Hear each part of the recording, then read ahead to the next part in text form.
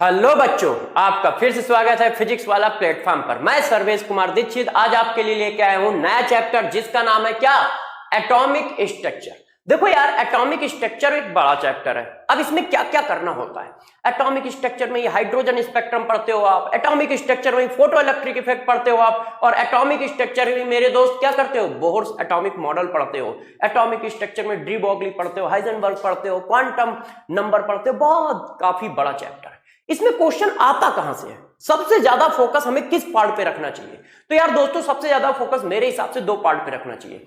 एक hydrogen spectrum, Bohr atomic model. Hydrogen spectrum, Bohr atomic model से question आने की प्रोबेबिलिटी बहुत हाई होती है। और फिर उधर क्वांटम नंबर से, कि क्वांटम नंबर से क्वेश्चन आने की प्रोबेबिलिटी हाई होती है। ये जो दो पोर्शन है, इन दो पोर्शनों से 80 से 90% क्वेश्चन इन्हीं से गिरता है, और 90 के 95% तक क्वेश्चन इसी जगह से गिरता है। तो सबसे इंपॉर्टेंट क्या टॉपिक है इसमें, hydrogen spectrum, Bohr atomic model and quantum number. ठीक है, अब चलो हम लोग इस चैप्टर को स्टार्ट करते हैं और चीजों को आगे बढ़ाते हैं। तो जरा देखो यार, हमें क्या क्या बातें पढ़नी है और कैसे पढ़नी है। चलो प्यारे दोस्तों, जरा इन बातों को अच्छे से ध्यान देते हैं। देखो यार दोस्तों, करना क्या है, सबसे पहले मैंने हेडिंग लिखी है E upon M ratio. E upon M ratio को ही स्पेसिफिक चार्ज रेशियो कहते हैं। ई अपॉन एम रेशियो को ही मेरे दोस्त क्या कहते हैं, स्पेसिफिक चार्ज रेशियो कहते हैं। ये क्या होता है, कैसे काम करता है, इस बात को बताता हूं। ई अपॉन एम रेशियो, मेरे दोस्त ई अपॉन एम रेशियो का मतलब क्या है, तो देखो जरा, वेयर ई क्या है, ई जो है वो है charge of particle. Charge of particle, ठीक है। ई क्या है, ई इलेक्ट्रॉन का चार्ज नहीं है, चार्ज ऑफ पार्टिकल है। और m क्या है, m जो है मेरे दोस्त मास ऑफ पार्टिकल है, मास ऑफ पार्टिकल है। तो E अपॉन m रेशियो ये होता है, इसी को स्पेसिफिक चार्ज रेशियो कहते हैं। अब दोस्तों, ये निकाला कैसे जाता है और किसका क्या क्या होता है, जरा देखो। तो हमें क्या करना होता है, E अपॉन m रेशियो निकालना होता है। तो जैसे मैंने कहा, E upon m ratio of electron, तो कैसे निकालोगे, तो आप लिखोगे charge of electron divided by mass of electron,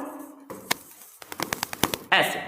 अब चार्ज ऑफ इलेक्ट्रॉन मेरे दोस्त कितना है, 1.6 इंटू 10 की पावर माइनस 19 कूलम। और मास कितना है, तो मास 9.1091 इंटू 10 की पावर माइनस 31 किलोग्राम। तो ये क्या आ गया, ई अपॉन एम रेशियो आ गया, किसका, इलेक्ट्रॉन का। ठीक है, किसका आ गया, इलेक्ट्रॉन का। तो यार ई अपॉन एम रेशियो इस तरह से निकालते हैं। अब ई अपॉन एम रेशियो पे क्वेश्चन कैसे आते हैं, हमें किस तरह से करना चाहिए, इस बात को गौर से समझिएगा। देखो दोस्तों, बातों को आगे बढ़ाते हैं। मेरे से एक क्वेश्चन पूछा गया, अरेंज इंक्रीजिंग ऑर्डर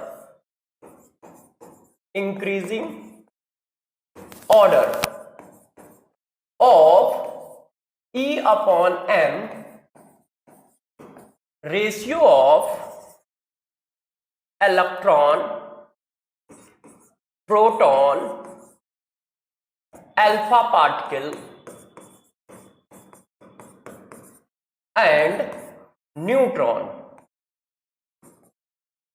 इनके E अपॉन एम रेशियो हमें निकालना है। तो जरा देखो कैसे E अपॉन एम रेशियो निकाले जाते हैं, गौर से समझिएगा कि हम किस तरह से E अपॉन एम रेशियो निकालते हैं। ठीक है, और किस तरह से हम काम करेंगे। तो देखिए, सबसे पहले मैंने क्या लिखा, यहां पे मैंने लिख दिए पार्टिकल। ठीक है, कौन कौन से हैं, इलेक्ट्रॉन है, प्रोटॉन है, अल्फा पार्टिकल है, न्यूट्रॉन है। यहां पे लिख दिए उनके चार्ज, ये मेरे दोस्त चार्ज हो गया। यहां पे मैंने लिख दिया मास, और ये मेरे दोस्त हो गया E अपॉन एम रेशियो। ठीक है, कि E अपॉन एम रेशियो किसका किसका क्या होगा। अब दोस्तों कैसे करोगे, इस बात को हम दोनों लोग मिलकर सॉल्व कर लेते हैं। देखो, जब भी कहीं क्वेश्चन ऑर्डर का आए, एब्सोल्यूट वैल्यू का ना आए, जैसे मैंने पीछे एब्सोल्यूट वैल्यू निकाली है, ये देखो, यदि ऑर्डर का क्वेश्चन आता है तो आप ध्यान रखिएगा रिलेटिव मास और रिलेटिव चार्ज रखो। किसी ने कहा सर रिलेटिव का मतलब नहीं समझ पाए, रिलेटिव मास और रिलेटिव चार्ज रखो। जैसे इलेक्ट्रॉन का चार्ज है तो इलेक्ट्रॉन के चार्ज को हम 1 कर देते हैं, है ना। जैसे आप ये लिखते हो ना, सोडियम के ऊपर कितना चार्ज है, +1, क्लोरीन के ऊपर कितना चार्ज है? -1। क्या ये -1+1 चार्ज होता है? इतना बड़ा चार्ज तो बेटा आ ही नहीं सकता किसी एटम के ऊपर, +1 और -1। ये चार्ज +1 नहीं है, ये रिलेटिव चार्ज है। ये बता रहा है कि एक इलेक्ट्रॉन निकलने के बाद चार्ज आएगा, मतलब एक इलेक्ट्रॉन निकलने का चार्ज है। सोडियम के ऊपर +1 चार्ज का मतलब समझते हो? इतना चार्ज है प्लस का, इतना एक इलेक्ट्रॉन निकलने का चार्ज। इसके ऊपर चार्ज -1 होने का मतलब समझते हो? इतना चार्ज है। -1+1 तो इतनी बड़ी वैल्यू है कि पॉसिबल ही नहीं है किसी के ऊपर इतना चार्ज आ जाए। क्यों? इस वैल्यू को -1 बनाने के लिए जरा बताना, कम से कम 10 की पावर +19 डालना पड़ेगा। और 10 की पावर +19 डालना पड़ेगा, जरा चेक करके देखो 10 की पावर +19 को बोलते क्या है? अरे बोल नहीं पाओगे, डालने की तो बात अलग है। क्यों? क्योंकि हम सब लोग जानते हैं 1 मिलियन में 10 की पावर 6, 1 बिलियन 10 की पावर 9, और यार ये तो 10 की पावर 19 लिखा है, इसको तो पढ़ने में टेंशन हो जाएगी। तो सोचो इतने इलेक्ट्रॉन आएंगे कहां से? तो ये +1 -1 रियल चार्ज तो पॉसिबल ही नहीं है दुनिया में। पॉसिबल क्या है? पॉसिबल है ये रिलेटिव है। +1 सोडियम के ऊपर +1 चार्ज का मतलब है तुम ये बता रहे हो कि एक इलेक्ट्रॉन निकलने से जो चार्ज आया है वो है, एक इलेक्ट्रॉन निकला है। +1 का मतलब ये, -1 का मतलब एक इलेक्ट्रॉन निकलने से जो चार्ज आएगा वो है। इसी तरह से जब हमें रिलेटिव चार्ज सॉल्व करना होगा तो हम रिलेटिव वैल्यू डालेंगे। क्यों? क्योंकि हमें तो ऑर्डर लगाना है ना। तो ऑर्डर लगाना है तो हम इतनी टफ कैलकुलेशन क्यों करें? तो देखो हम कैसे डालते हैं। इलेक्ट्रॉन का चार्ज 1, प्रोटॉन का 1, माइनस और प्लस लेते नहीं है, सिर्फ वैल्यू निकालते हैं। अल्फा पार्टिकल पे कितना चार्ज? तो सभी बच्चों को पता है कि ये देखो हीलियम एटम है, ये हीलियम एटम है। हीलियम एटम में क्या होता है? हीलियम एटम में मेरे दोस्त ये चीज होती है, गौर समझिएगा। हमारे पास हीलियम एटम में 2 इलेक्ट्रॉन होते हैं, 2 प्रोटॉन होते हैं, ठीक है, और 2 न्यूट्रॉन होते हैं। इसी वजह से इसको 2He4 बोलते हो। अब यार 2 इलेक्ट्रॉन निकाल दो, जब इससे 2 इलेक्ट्रॉन निकाल दोगे जो कुछ बचेगा उसी को अल्फा पार्टिकल बोलते हैं। 2 इलेक्ट्रॉन निकालने के बाद 0, प्रोटॉन अभी भी 2 है, न्यूट्रॉन अभी भी 2 है, और इसी को बोल दिया जाता है क्या मेरे दोस्त? Alpha particle. तो अल्फा पार्टिकल क्या है? हीलियम एटम के दोनों इलेक्ट्रॉन निकालने के बाद जो हीलियम न्यूक्लियस बचा उसी को अल्फा पार्टिकल कहते हैं। अब बताओ 2 इलेक्ट्रॉन निकालने की वजह से चार्ज कितना आया? 2। इसके ऊपर चार्ज कितना है? न्यूट्रॉन के ऊपर कोई चार्ज नहीं होता। मास। अब देखो मास कैसे निकालते हैं हम? मास भी रिलेटिव मास रखते हैं।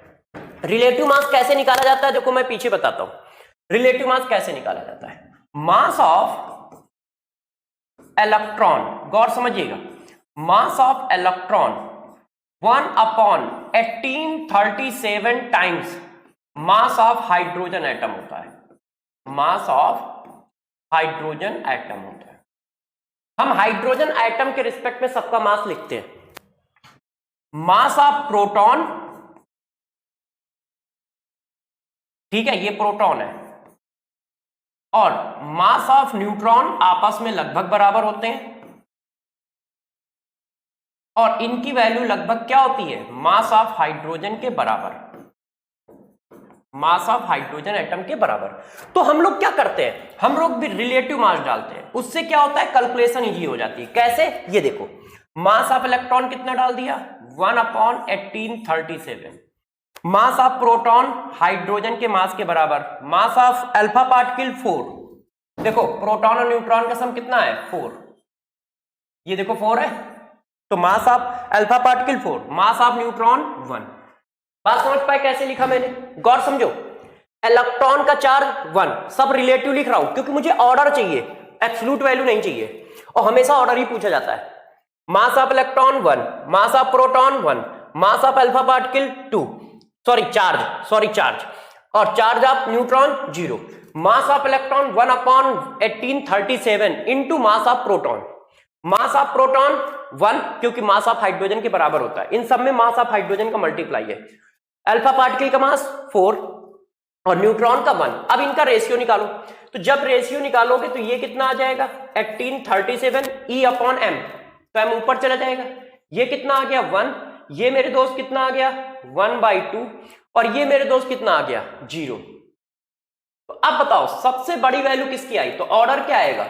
तो यदि आपसे ऑर्डर पूछा जा रहा है मेरे दोस्त, तो ऑर्डर क्या लगाओगे? सबसे बड़ी वैल्यू किसकी आई? E/m ratio, electron. फिर किसकी आई, प्रोटॉन, फिर किसकी आई, अल्फा पार्टिकल, सबसे कम किसका आया, न्यूट्रॉन का।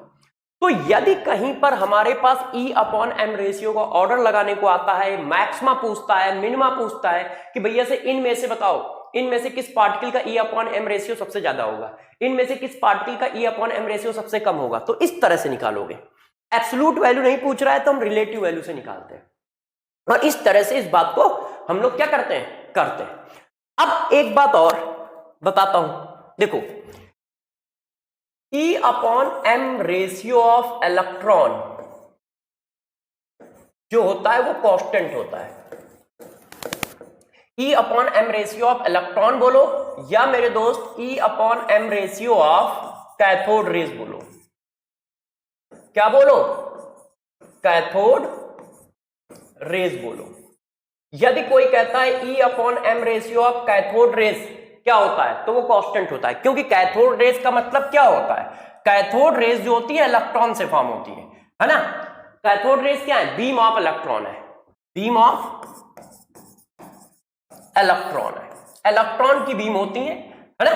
तो इलेक्ट्रॉन का E upon M ratio constant होता है। मगर दोस्त यही बात कहा जाए E upon M ratio of anode rays, मैं थोड़ा सा बीच बीच से चीजें उठा रहा हूं तो मुझे आइडिया है कि आप एनोड रेज कैथोड रेज के बारे में थोड़ा बहुत जानते होंगे, या नहीं जानते हो तो प्लीज एनसीईआरटी से रीड कर लीजिएगा, क्योंकि उतनी बेसिक बातें यदि हम लोग पढ़ाएंगे तो ये चैप्टर 10 क्लासों में खत्म होगा, तो वैसे उनसे आता भी कुछ नहीं है, तो आप प्लीज थोड़ा सा रीड कर लें या दिक्कत हो तो, और ये जानते हो तो कुछ नहीं, यही इंपॉर्टेंट बातें जो आ सकती है वो मैं बता दे रहा हूं। E upon M ratio of anode rays, anode rays क्या होती है जरा गौर समझो।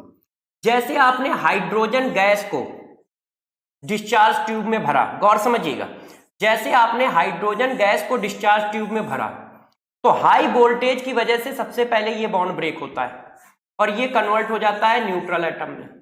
फिर हाई वोल्टेज की वजह से जो एटम होता है, गैस एटम, वो आयोनाइज होता है, और वो गैस एटम आयोनाइज हो जाता है तो ये देखो ये आया, इसके कलेक्शन का नाम रखा जाता है कैथोड रेज, जरा मेरी बात को गौर समझिएगा, और इसके कलेक्शन का नाम रखा जाता है anode rays. Anode rays, anode rays जो होती है वो कैटायन का कलेक्शन है, प्रोटॉन का कलेक्शन नहीं है, कैटायन का कलेक्शन है। हाइड्रोजन के केस में वो प्रोटॉन का कलेक्शन होती है, गौर से ध्यान रखिएगा। एनोड रेज कैटायन का कलेक्शन है।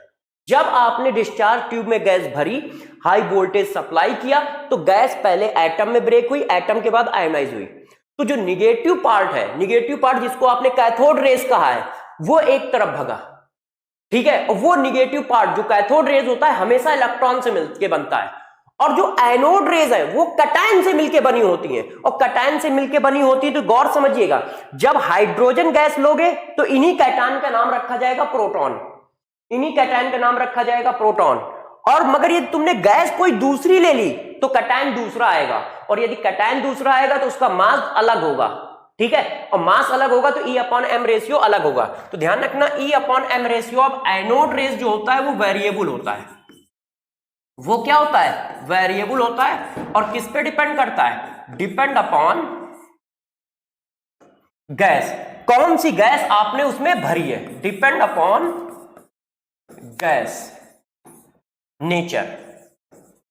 तो मेरे दोस्तों इस बात को तुम समझ पा रहे हो ना कि मैं क्या कह रहा हूं। E upon M ratio cathode rays का जो होता है वो कांस्टेंट होता है, पूछा जाता है E upon M ratio cathode rays का क्या होगा, कांस्टेंट होगा, मगर एनोड रेज का अलग अलग होगा। हाइड्रोजन गैस होगी तो प्रोटॉन का E अपॉन M रेशियो आएगा, कोई और गैस होगी तो कोई और आएगा। फॉर एग्जांपल एक और दे देता हूं, गौर समझिए, जैसे ये देखो ऑक्सीजन है, सपोज करो किसी ने ऑक्सीजन को आयोनाइज करा दिया तो ये बॉन्ड ब्रेक हुआ, ऑक्सीजन एटम बने, ऑक्सीजन एटम से हमारे पास क्या निकल गए, इलेक्ट्रॉन निकल गया, ये तो ये तो हमारी कैथोड रेज हो गई और ये हमारी एनोड रेज हो गई। तो इस बार एनोड रेज किससे मिलके बनी है, O पॉजिटिव से मिलके बनी है, ये मैं कह रहा हूं, क्योंकि एनोड रेज का मतलब प्रोटॉन की रेज नहीं है, प्रोटॉन की रेज तब है जब वो गैस हाइड्रोजन हो, नहीं तो वो कैटायन की रेज है। गैस का नेचर चेंज करोगे तो एनोड रेज का नेचर चेंज हो जाएगा, ठीक है। तो एक बात और बताई, E upon M ratio of cathode rays constant होता है, E upon M ratio of anode rays variable होता है, गैस के नेचर पर डिपेंड करता है।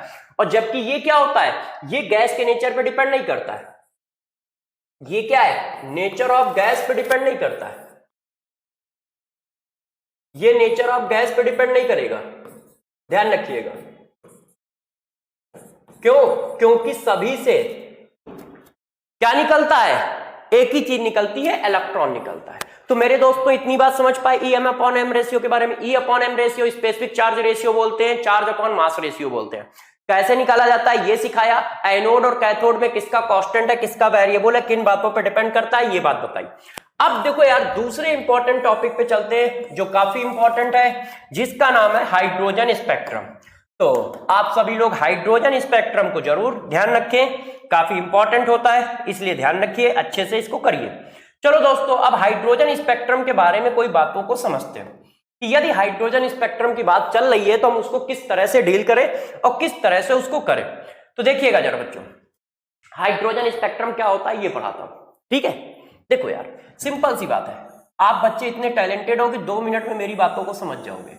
देखो मैंने ये एक डिस्चार्ज ट्यूब बना ली, ठीक है, ये एक डिस्चार्ज ट्यूब है, इसमें मैंने वैक्यूम कर दिया है। ये देखो यहां पे मैंने क्या किया है, वैक्यूम कर लिया है पूरी तरह से, ऐसे फिल करके। ये वैक्यूम है, इतना वैक्यूम आपने कर दिया है, वैक्यूम कर रखा है। वैक्यूम करने का मतलब प्रेशर जो है वो टेंड्स टू 0 पहुंचा दिया है, ठीक है। अब इसमें वही काम किया जो हम हमेशा करते आए, एक प्लेट ऐड कर दी है और हाई वोल्टेज की बैटरी लगा दी है इस तरह से। ये देखो अरेंजमेंट कर दिया है और बहुत हाई वोल्टेज की बैटरी लगा दी है, ठीक। अब इससे होता क्या है, और इसमें गैस फिल कर दी है। गैस का कलर थोड़ा सा चेंज कर देता हूं तो थोड़ा आपको अच्छा लगेगा। इसमें मैंने गैस फिल कर दी है ऐसे, ये देखो ये गैस फिल है। ये गैस कौन सी है, मैंने यहां पे ली है हाइड्रोजन गैस। कौन सी गैस मेरे दोस्त ली है, हाइड्रोजन गैस ली है, इस तरह से। अब जैसे ही हाई वोल्टेज की बैटरी को ऑन करोगे तो जरा देखो क्या होता है। हाइड्रोजन स्पेक्ट्रम पढ़ा रहा हूं, गौर से देखिएगा कि अब ऐसा क्या होता है जिससे हमें इस बात का पता चले कि हाँ ये किस तरह से काम कर रही है।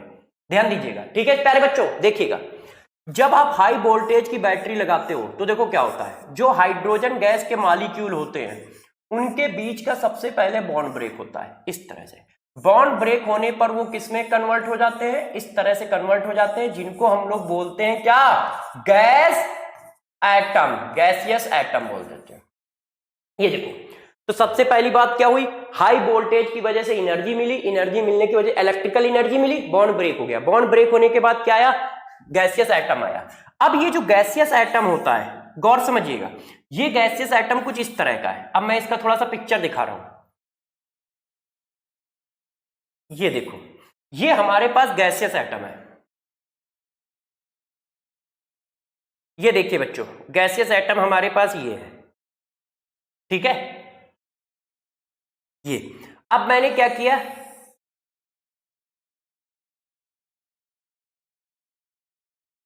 ये देखो एक गैसियस एटम है और इस गैसियस एटम का ये है न्यूक्लियस।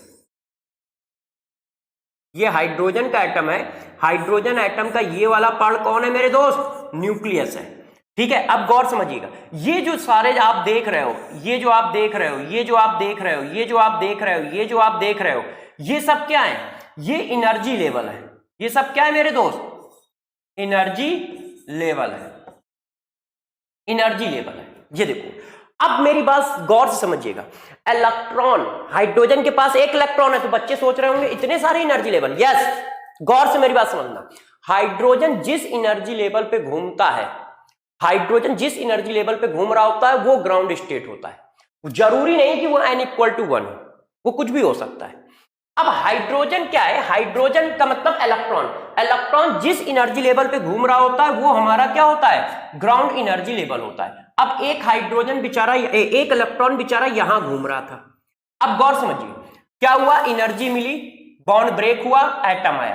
अब क्या यार, एटम को एनर्जी नहीं मिलेगी, एटम मना कर देगा क्या, जब इलेक्ट्रिकल एनर्जी दी तो बॉन्ड ब्रेक हुआ, बॉन्ड ब्रेक हुआ तो कुछ एनर्जी एटम ने भी तो एब्जॉर्ब की होगी कि एटम का नहीं भैया, नहीं, हम एनर्जी नहीं लेंगे, आप अपना बॉन्ड को दो।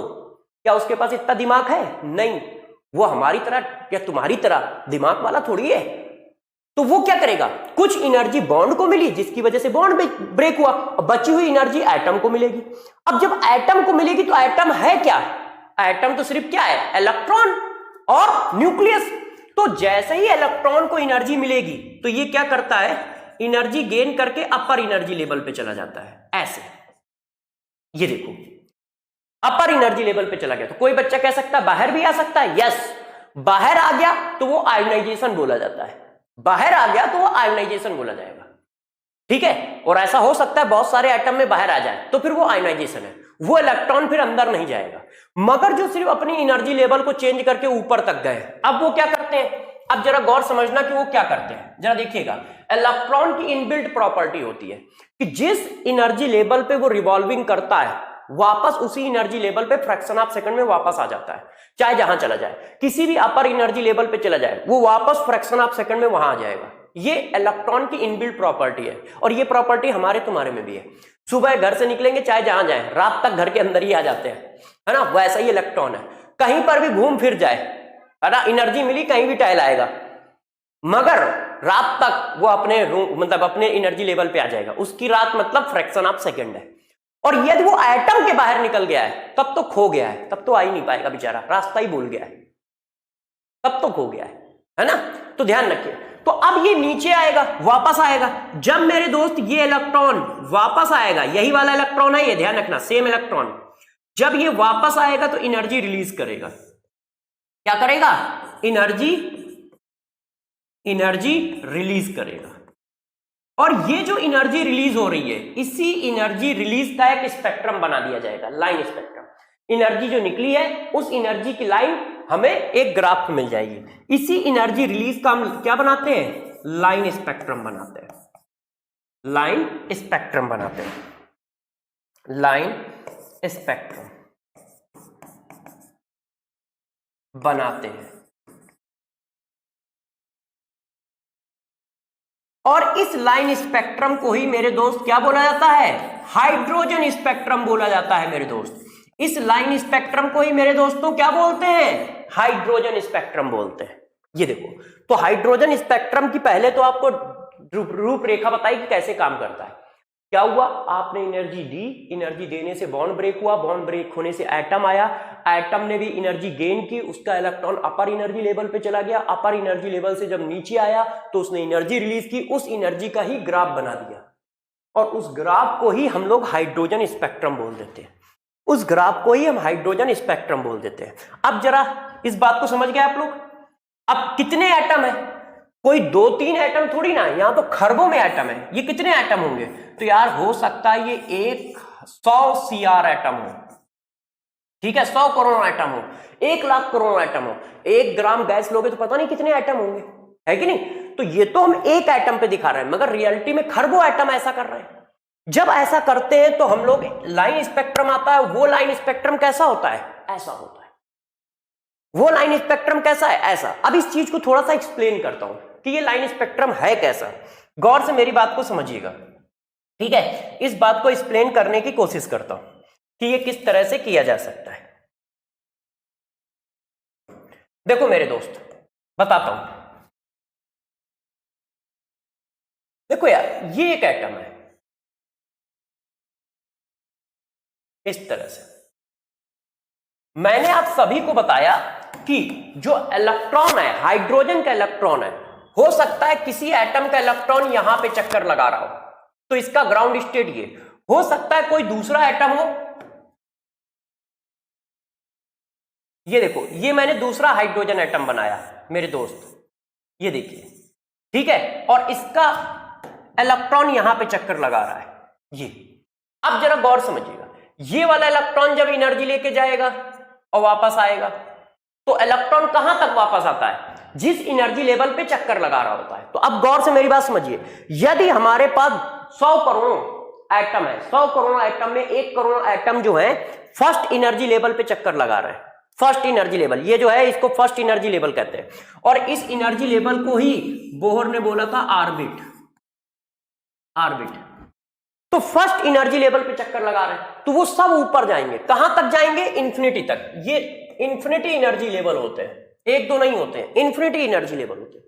कहां तक जाएंगे? इंफिनिटी तक। बस एटम के बाहर नहीं जाएंगे, ध्यान रखिएगा, क्योंकि एटम के बाहर चले गए तो वापस नहीं आएंगे, रास्ता भूल जाएंगे फिर तो वो। अब फिर वो फ्रैक्शन ऑफ सेकंड में नीचे आएंगे। और कहां तक नीचे आएंगे? मैंने आपको पढ़ाया है कि जहां से जो चलता है वहीं पे नीचे आता है, अपने जहां पर वो चक्कर मार रहा होता है। अब देखो बहुत सारी लाइनों को हम लोगों ने नहीं दिखाया है, आप चाहें तो इनको दिखा सकते हैं। जैसे इस फिगर में देखो यहां तक दिखाई गई है। 5वीं लाइन कौन होगी? ये वाली होगी। 6ठी लाइन कौन होगी? ये वाली होगी।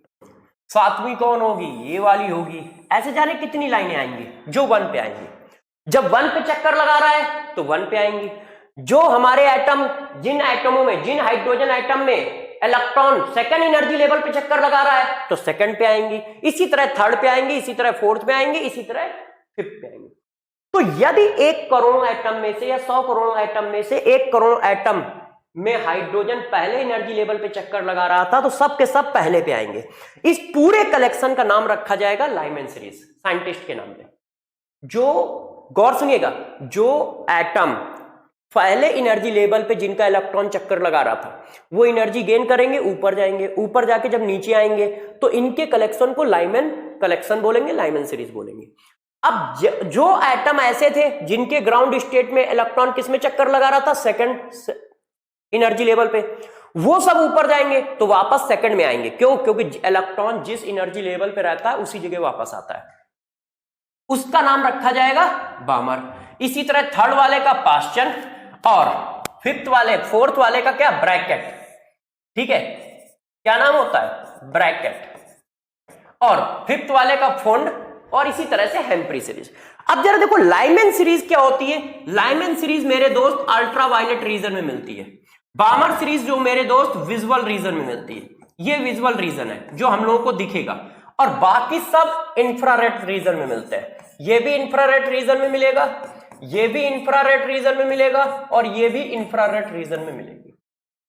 तो ये जो सीरीज है इनका जो कलेक्शन है वो कहां कहां आएगा? Region wise. फिजिक्स में आपने रीजन पढ़े हैं, तो region wise Lyman series ultraviolet region में होती है, बामर सीरीज जो होती है विजुअल रीजन में होती है, पास्चन सीरीज इंफ्रारेड, बाकी सब इंफ्रारेड में आएंगे। अब किसी बच्चे ने पूछा कि सर ये जो लाइन आ रही है क्या इनकी वेवलेंथ आप बता सकते हो? क्योंकि एनर्जी जो निकली होगी वो तो फोटोन के फॉर्म में निकली होगी। ये जो एनर्जी निकल रही है, देखो दोस्त, ये जो एनर्जी निकल रही है वो किसके फॉर्म में निकल रही है? In term of photon, in term of photon. ये सारी एनर्जी फोटोन के फॉर्म में निकलती है। ठीक है, और फोटोन के फॉर्म में एनर्जी निकल रही है, इसका मतलब उसकी वैल्यू कितनी है? Delta A equal to H nu. H nu का मतलब क्या होता है? सभी बच्चे जानते हैं, सी अपॉन लैम्डा। तो फोटोन के फॉर्म में एनर्जी निकल रही है, और फोटोन के फॉर्म में जो एनर्जी निकली है उसका ग्राफ ये है। तो उन्होंने पूछा कि क्या इसकी वेवलेंथ बता सकते हो कि जो एनर्जी निकल रही है इसकी वेवलेंथ कितनी होगी? तो हम लोगों ने कहा यस, हम इसकी वेवलेंथ बता सकते हैं। तो हम लोग दोस्त इसकी वेवलेंथ क्या बताते हैं, जरा गौर समझो। इसकी वेवलेंथ बताते हैं 1 upon lambda equal to R Z square 1 upon n1 square minus 1 upon n2 square. किसी ने कहा मतलब क्या है, तो हम लोगों ने समझाया मतलब क्या है। जरा देखिए, ये हमारे एनर्जी लेवल है, ये n1 एनर्जी लेवल है, ये n2 एनर्जी लेवल है। ठीक है, इलेक्ट्रॉन यहां से एनर्जी गेन करता है, और एनर्जी गेन करके वो ऐसे चलता हुआ जाता है, इस तरह से ऐसे गया, फिर ये इलेक्ट्रॉन वापस आएगा। ठीक है, ऐसे माइग्रेट करता हुआ ऐसे, फिर वापस आ गया। तो जब वापस आएगा तो वेवलेंथ जो निकल रही है, ये जो फोटोन निकला है, ये जो फोटोन है, इस फोटोन की जो वेवलेंथ है वो हम लोगों ने निकाली है लैम्डा, और लैम्डा की वैल्यू निकल के आ रही है R Z square 1 upon n1 square minus 1 upon n2 square. Where मेरे दोस्त क्या क्या है, जरा गौर से समझते जाइएगा, इंपॉर्टेंट है। आर जो होता है वो बोला जाता है रेडबर्ग कांस्टेंट, रेडबर्ग कांस्टेंट। इसकी वैल्यू जो होती है 109,677 सेंटीमीटर इनवर्स होती है, रेडबर्ग कांस्टेंट की वैल्यू। जेड क्या है? जेड सभी बच्चों को पता है, जेड जो है वो एटॉमिक नंबर है, एटॉमिक नंबर ऑफ स्पीसीज। ठीक है। N1 N2 क्या है? N1 जो है हमारा लोअर एनर्जी लेवल है, लोअर एनर्जी लेवल, और N2 क्या है प्यारे बच्चों? अब आप समझ ही गए होंगे, N2 जो है वो हायर एनर्जी लेवल है, हायर एनर्जी लेवल है। ठीक है ना प्यारे बच्चों, बात समझ पा रहे हो? N1 N2 क्या है? अब ये सिचुएशन हमारे पास है। अब जरा देखो यार, ये जो आया है इससे हमसे क्वेश्चन कैसे पूछेंगे? अभी तक तो मैं थ्योरी वाले पार्ट डिस्कस कर रहा था कि होता क्या है, किस तरह से काम करता है, ये मैंने बताया किस तरह से आएगा, फिर उसका ग्राफ क्या बनेगा, फिर ग्राफ की वेवलेंथ पूछी जाएगी तो क्या बनेगी। अब हम इस बात को थोड़ा सा और आगे बढ़ाते हैं। जरा देखो यार प्यारे बच्चों, किसी ने कहा सर लाइमन सीरीज के लिए क्या होगा, तो जरा देखो यार, अब लाइमन सीरीज के लिए हमारे पास चीजें क्या होंगी, इस बात को डिस्कस करते हैं। लाइमन सीरीज का मतलब क्या है? लाइमन सीरीज का मतलब है कि ऐसी लाइनें जो n इक्वल टू 1 पर आके गिरे। कहां से गिरे इससे कोई फर्क नहीं पड़ता, इन्फिनिटी से आ सकती। क्यों? क्योंकि किसी भी एटम में हमारे पास इन्फिनाइट एनर्जी लेवल सपोज किए गए हैं।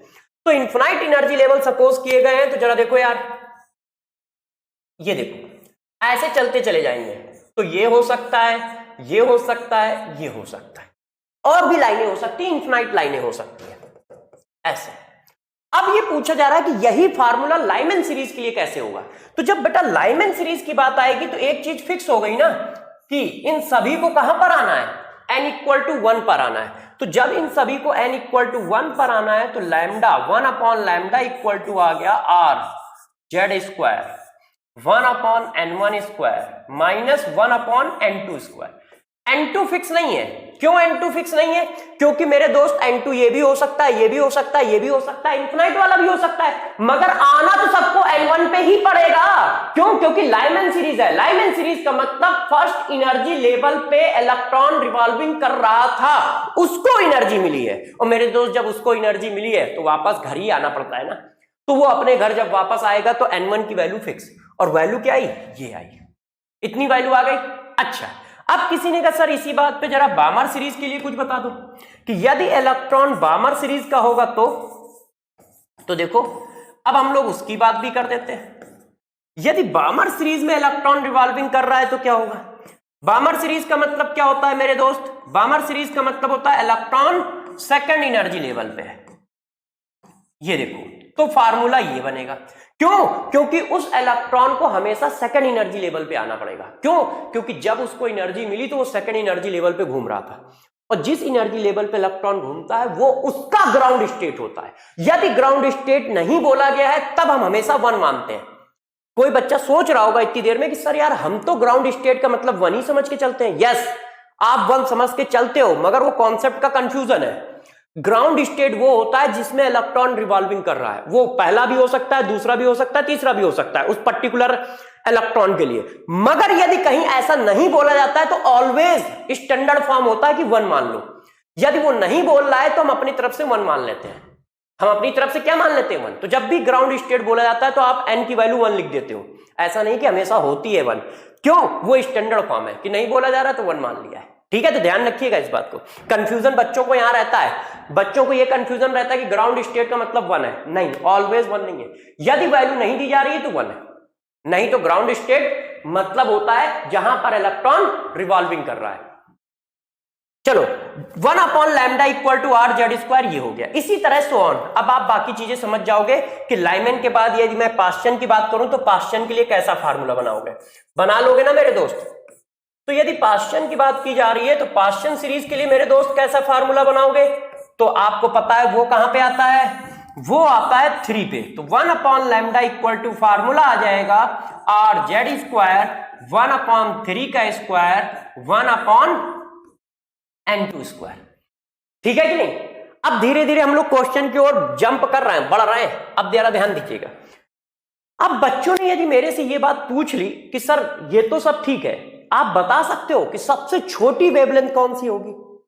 लाइमन सीरीज की सबसे छोटी वेवलेंथ कौन सी होगी? लाइमन सीरीज की सबसे बड़ी वेवलेंथ कौन सी होगी? बामर सीरीज की सबसे छोटी वेवलेंथ कौन सी होगी?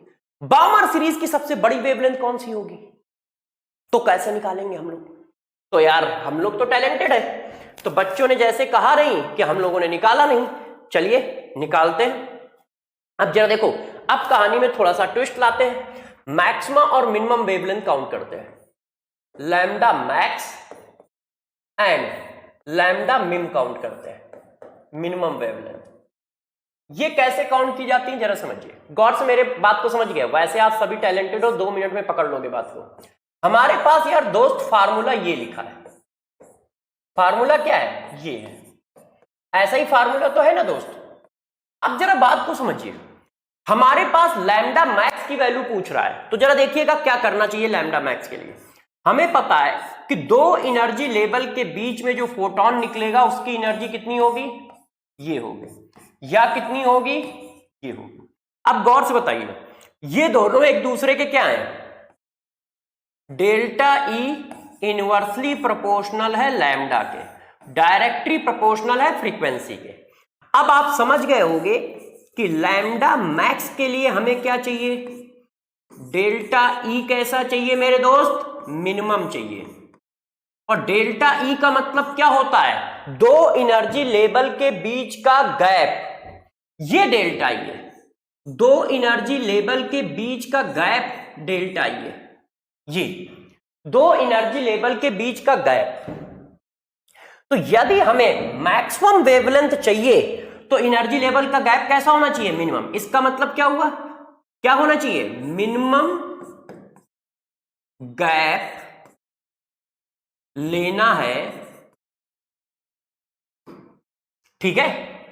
यदि आपको लैम्डा मैक्स निकालना है तो मिनिमम गैप लेना है। और इसी जगह पे गौर से देखो, यदि हमें म्यू मैक्स निकालना है, फ्रीक्वेंसी मैक्सिमम निकालनी है, तो क्या लेना है, यदि वो कहता है कि फ्रीक्वेंसी मैक्सिमम निकालो तो लैम्डा ई क्या लेना है, मैक्सिमम लेना है। इसका मतलब मैक्सिमम गैप लेना है, मैक्सिमम गैप लेना है। अब किसी ने कहा सर मिनिमम गैप और मैक्सिमम गैप हमें कैसे पता चलेगा, जरा पीछे वापस आके इस बात को डिस्कस करते हैं। जरा लाइमन सीरीज का मिनिमम गैप बताओ, तो लाइमन सीरीज का मिनिमम गैप मेरे दोस्तों यही तो हो सकता है, ये देखो, ये गैप हमारा क्या होगा, मिनिमम होगा। मैक्सिमम क्या होगा, यहां से लेके इंफिनिटी तक का, ये गैप हमारा मैक्स होगा और ये गैप हमारा मिम होगा। होगा कि नहीं होगा दोस्त। तो कब हमें कौन सा गैप सेलेक्ट करना है, मिनिमम गैप का मतलब क्या है, n1 की वैल्यू 1, n2 की वैल्यू 2, किसके लिए, लाइमन सीरीज के लिए। अब मिनिमम गैप बामर के लिए पूछते तो बामर के लिए मिनिमम गैप ये वाला होगा ना यार, ये मिनिमम होगा। और जब ये मिनिमम होगा तो n1 की वैल्यू 2, n2 की वैल्यू 3, ठीक है कि नहीं। तो इस बात से तुम ये समझ गए होगे कि मिनिमम मैक्सिमम गैप लेना है का मतलब क्या है। जब मिनिमम गैप लेना है तो क्या होगा, n1 और n2 की वैल्यू फिक्स होगी, n1 equal to 1, n2 equal to 2 for Lyman series. मैं लाइमन सीरीज के लिए लिख रहा हूं, ये लाइमन सीरीज। और यही बात मान लो उसके लिए होती, किसके लिए मेरे दोस्त, बामर के लिए। तो n1 की वैल्यू कितनी हो जाएगी, n1 की वैल्यू 1, n2 की वैल्यू हो जाएगी 3 for Balmer series, Balmer series, ठीक है ना। इस बात को जरा ध्यान दीजिए, ये मैंने सब इसके लिए लिखा है, इसके लिए लिखा है, ये सारा इसके लिए लिखा गया है, इसके लिए अभी कुछ नहीं लिखा है।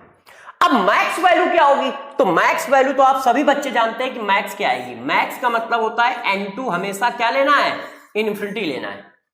क्योंकि सबसे बड़ा गैप क्या होगा, जब सबसे ऊपर जाए, और सबसे ऊपर क्या हो, हमने कहा इन्फिनाइट एनर्जी लेवल होते हैं, तो इन्फिनाइट एनर्जी लेवल होते हैं, तो इसका मतलब n2 क्या लेना है दोस्त, इन्फिनाइट लेना है हम लोगों को। बात समझ रहे हो क्या, लैम्डा मैक्स के लिए एनर्जी गैप मिनिमम चाहिए, तो एनर्जी गैप मिनिमम क्या होगा, जिस का लैम्डा मैक्स निकाल रहे हो, बामर सीरीज का लैम्डा मैक्स निकाल रहे हो, तो इसका मतलब वो 1 और 2 मिनिमम हुआ। लाइमन सीरीज का लैम्डा मैक्स निकाल रहे हो तो 2 और 3 मिनिमम हुआ, ठीक है। पास्चन सीरीज का लैम्डा मैक्स निकाल रहे हो तो 3 और 4 मिनिमम हुआ। मिनिमम गैप लेना है यदि लैम्डा मैक्स निकलेगा। और क्या निकलना है, यदि आप फ्रीक्वेंसी निकालते हो, फ्रीक्वेंसी मैक्स के लिए ये, और ये रिलेशन इससे निकाला है हम लोगों ने, ये देखो इससे निकाला। अब एक और बात जो हमारे लिए इंपॉर्टेंट है, जो क्वेश्चनों में पूछी जा सकती है, वो क्या है?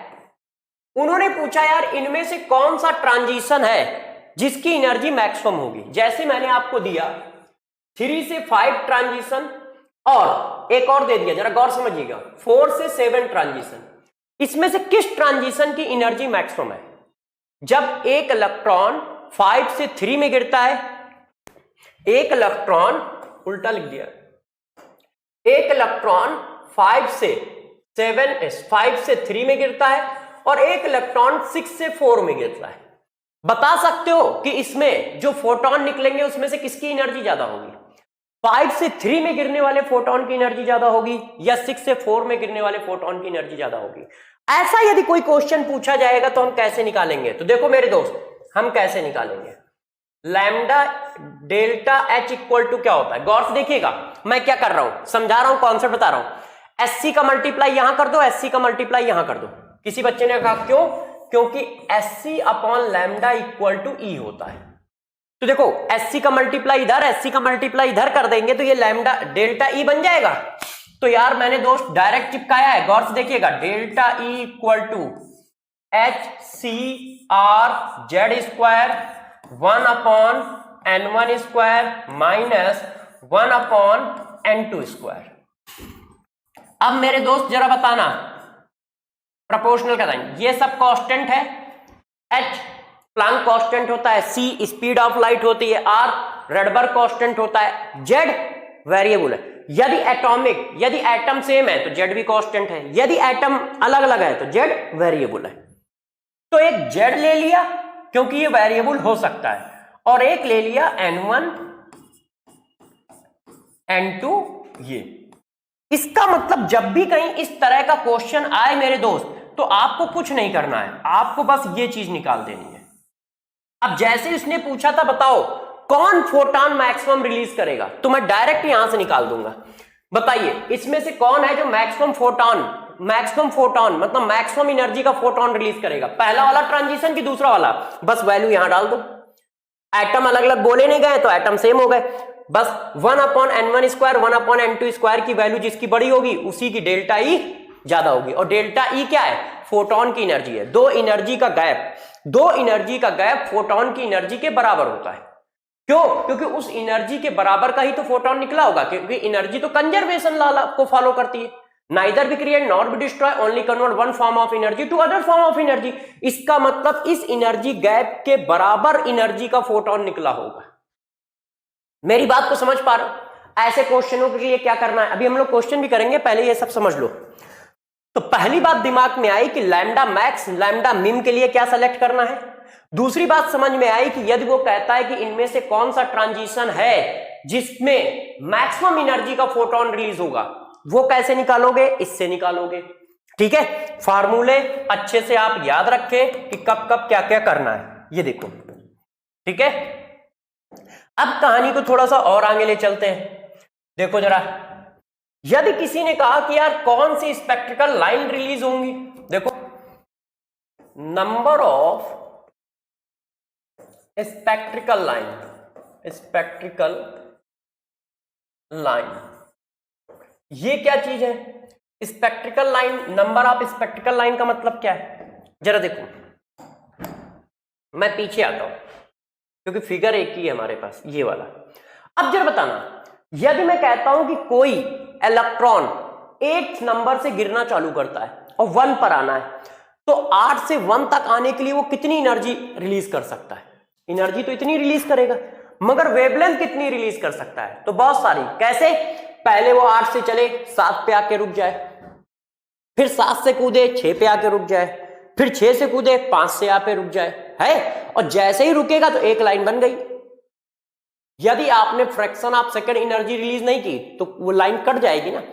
जैसे जैसे एनर्जी रिलीज करते जाओगे लाइन बनती जाएगी, क्योंकि वो लाइन एनर्जी की है। अब मान लो हम कूदे, एक जगह जाके रुक गए 2 सेकंड के लिए, तो अब वो लाइन कट गई तो एक लाइन आ गई, फिर हम कूदे तो फिर दूसरी आ गई। तो यही इस लाइन को ही बोला जा रहा है कि यदि कोई इलेक्ट्रॉन किसी एनर्जी लेवल से जंप करता है तो वो कितनी स्पेक्ट्रिकल लाइन रिलीज करेगा। जैसे ये देखो, मैंने कहा कि एक इलेक्ट्रॉन 5th एनर्जी लेवल से जंप करता है, और फर्स्ट एनर्जी लेवल पे आता है, तो जरा बता सकते हो कितनी स्पेक्ट्रिकल लाइन रिलीज कर रहा है? फर्स्ट एनर्जी लेवल को ही हम क्या नाम देते हैं? ग्राउंड एनर्जी लेवल नाम देते हैं।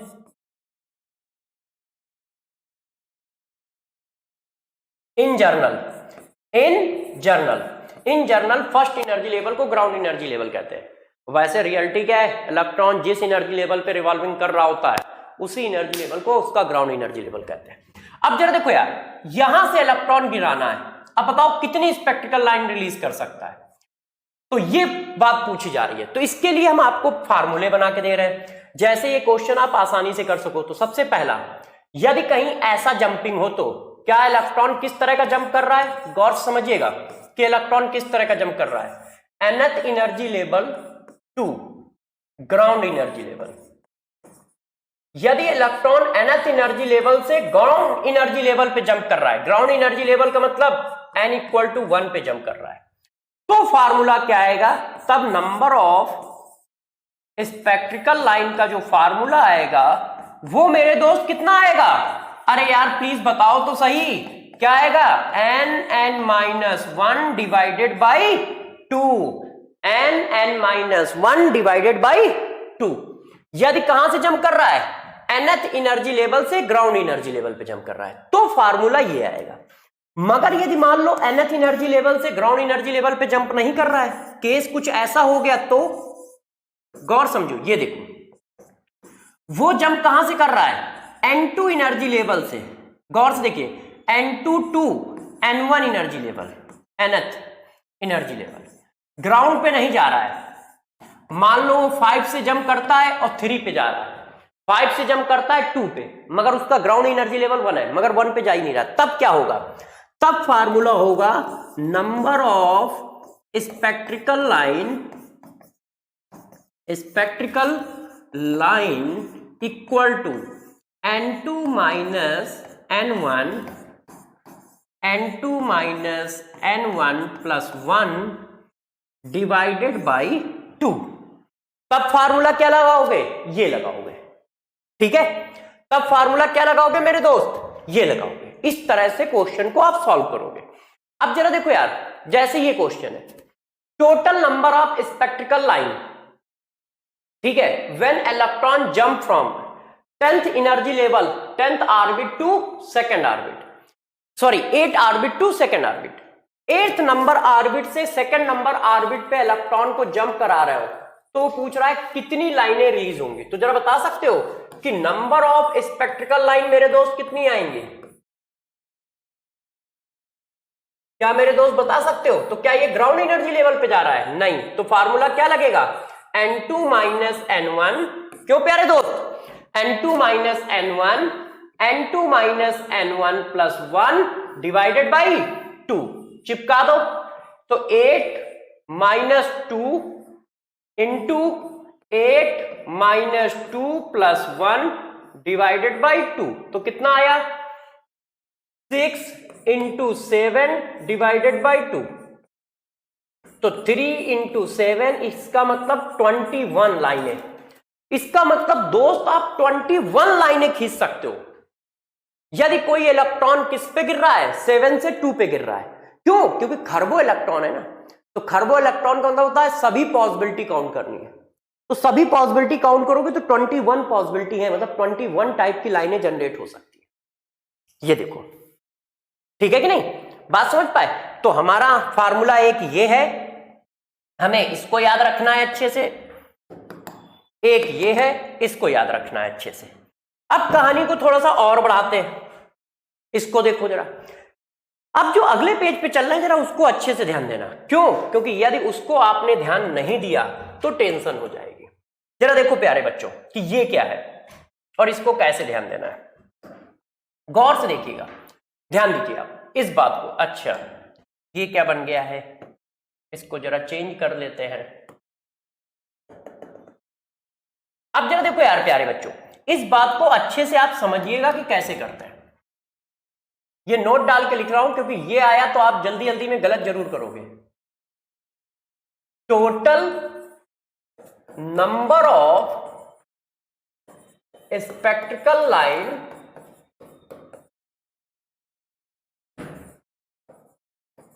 release when single electron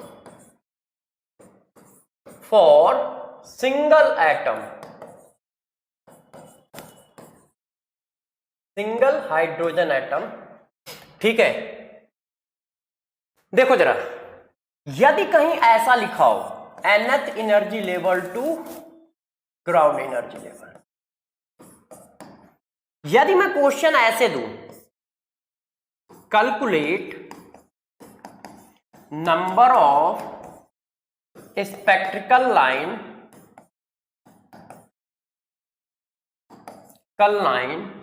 for single atom of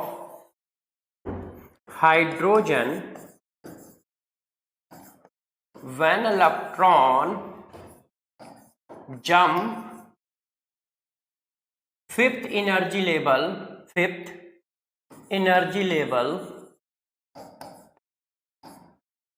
to ground energy level,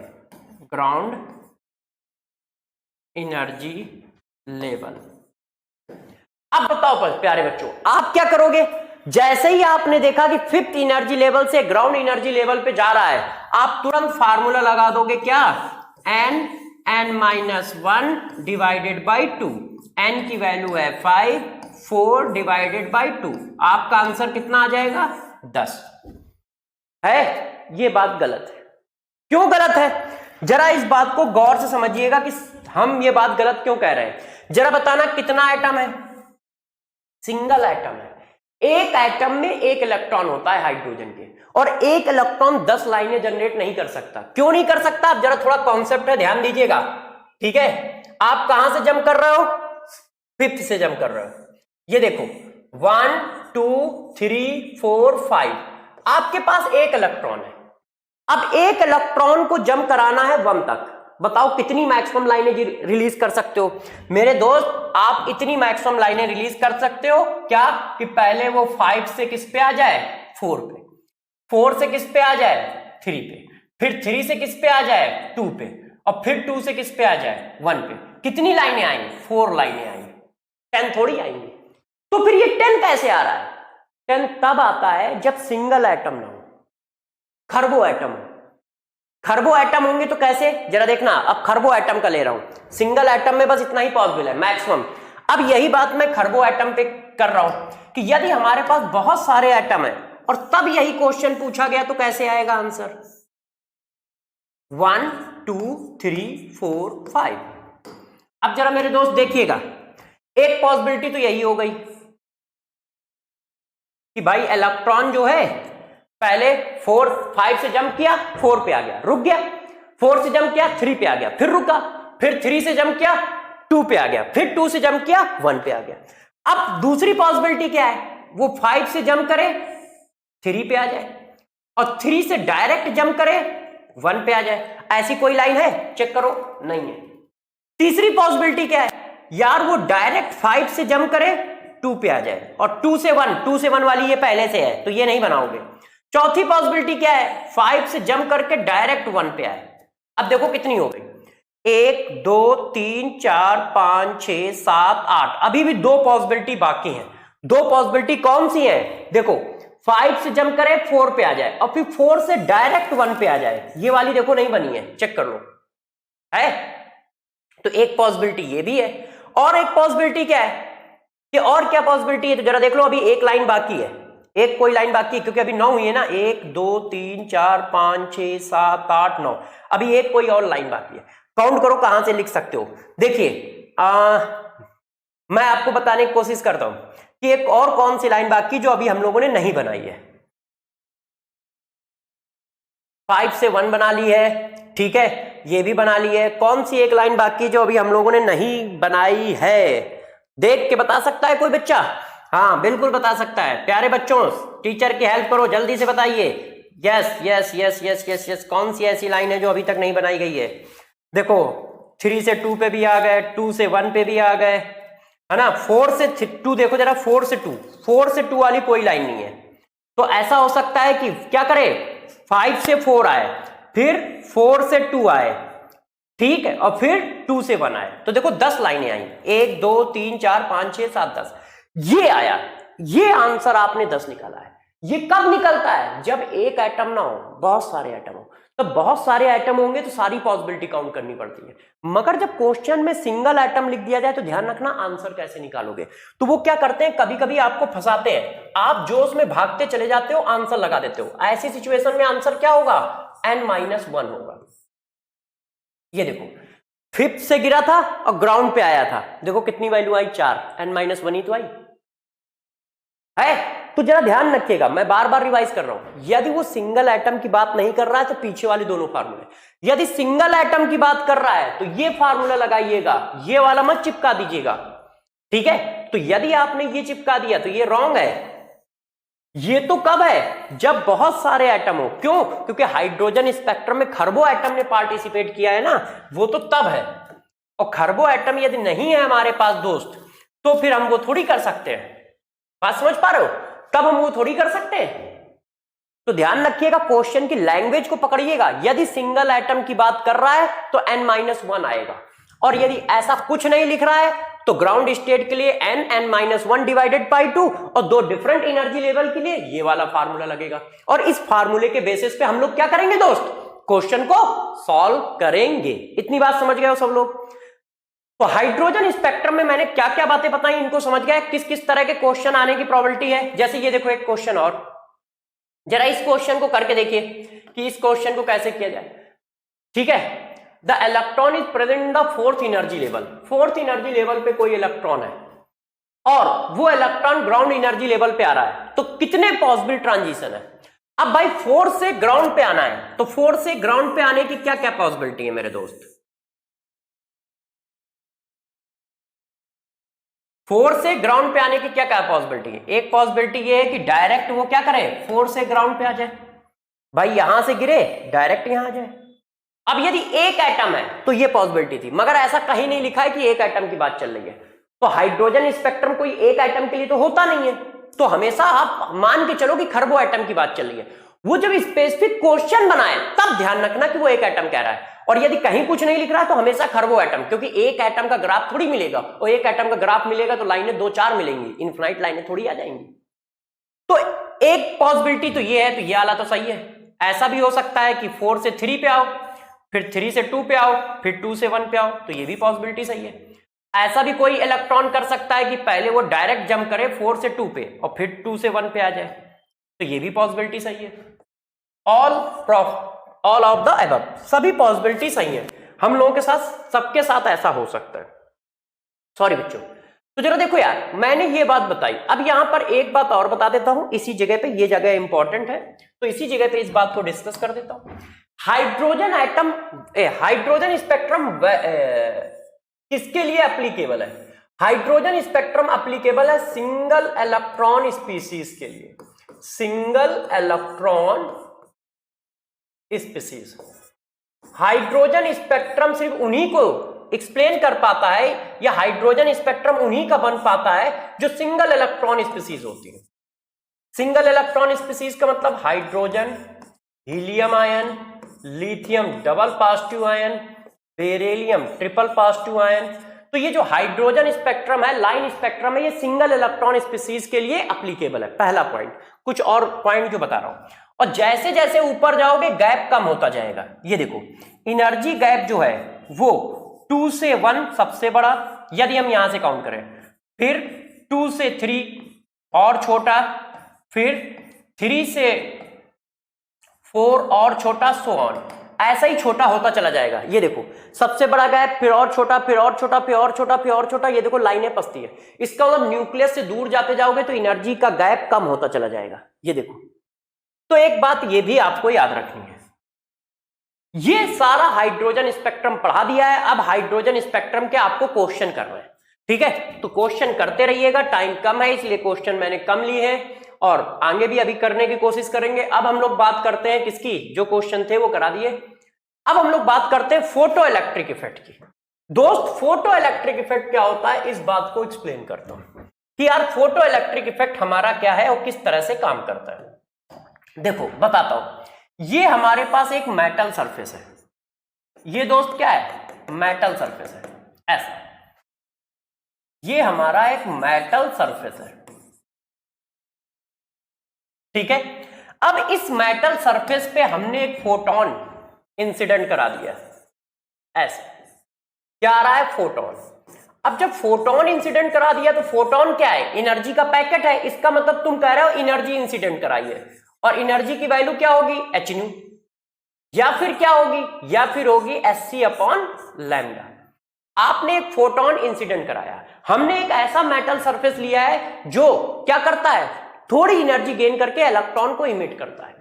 अब क्या होगा, जब आपने ऐसा किया होगा तो क्या हुआ होगा, जरा देखिए, मेटल सरफेस किससे मिलके बना है, एटम से मिलके बना है, तो एटम के जो इलेक्ट्रॉन है उन्होंने एनर्जी गेन की होगी, और जब एटम के इलेक्ट्रॉन एनर्जी गेन करेंगे तो क्या होगा, जैसे ये इलेक्ट्रॉन है, अब इसने एनर्जी गेन की तो ये बाहर निकल आया होगा, ऐसे ऐसे, और एक्सीलरेट करता हुआ कहां चला गया, बाहर चला गया, इस तरह से। तो आपने क्या किया, एक मेटल सरफेस पर फोटोन डाला, उससे इलेक्ट्रॉन निकला और एक्सीलरेट करता हुआ बाहर चला गया, ये काम हुआ है। इसी को कहते हैं फोटोइलेक्ट्रिक इफेक्ट। कि कुछ मेटल सरफेस ऐसे होते हैं जिन पर आप मिनिमम फ्रीक्वेंसी का फोटोन डालते हो तो वो क्या करते हैं, इलेक्ट्रॉन को इमिट कर देते हैं। अब यदि वो इलेक्ट्रॉन को इमिट कर देते हैं तो मेरे दोस्तों जरा बताना कि क्या होता है और उस पर कैसी बातें बनती है। तो जरा गौर से मेरी बातों को फोकस करिएगा और समझिएगा कि मैं क्या कह रहा हूं। देखिए अच्छे से ध्यान दीजिएगा बच्चों, आपने इतनी एनर्जी डाली, ठीक, तो हम लोगों ने एक बात पढ़ी है बचपन से, एनर्जी कंजर्वेशन। तो आपने क्या किया, एच न्यू एनर्जी का फोटोन डाला है, ठीक, इसमें से कुछ एनर्जी तो यहां से इलेक्ट्रॉन निकालने में निकल गई होगी, है ना, some amount of energy, some amount of energy required to ionization या removal